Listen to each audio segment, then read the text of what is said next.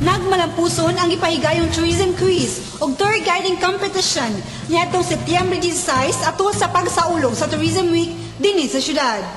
Ang mga mananaog sa mga kompetisyon nga gihimo dito sa Gaysanong Capital San Carlos mao ang mosunod.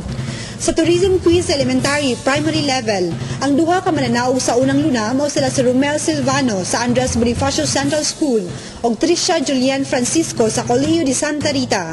Ang nakakuha si kaduhang luna mao sila si Jane Kyle Braquil sa Congressman Vicente Gustilo Sr. Memorial School ug Aislinn Zacaria sa Andres Bonifacio Central School.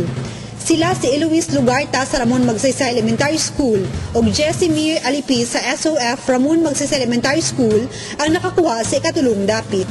Ang mga mananaog sa intermediate level mao sila si Benjamin Villamor sa Congressman Vicente Gustilo Sr. Memorial School, mao ining sakmit sa unang luna.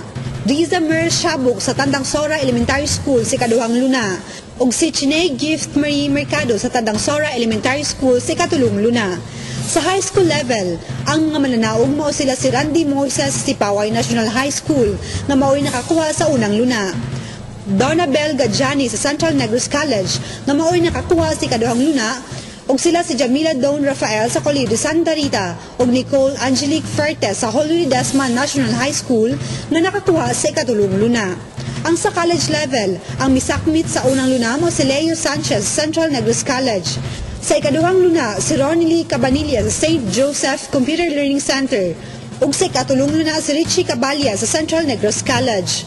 Samtang ang mga ningdaog sa tour guiding competition sa high school category, mao sila si Christine May Zuniega sa Holy Desmond National High School sa unang luna.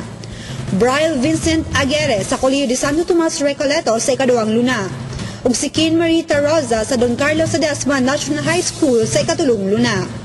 Sa college category, gisakmit sa taga St. Joseph Computer Learning Center nga si Athon Cabanillas o si Rose Ann Ortega ang una o ikaduhang luna. Si Roqueza Palaobsanon sa Central Negros College ang nakasakmit sa ikatulong luna.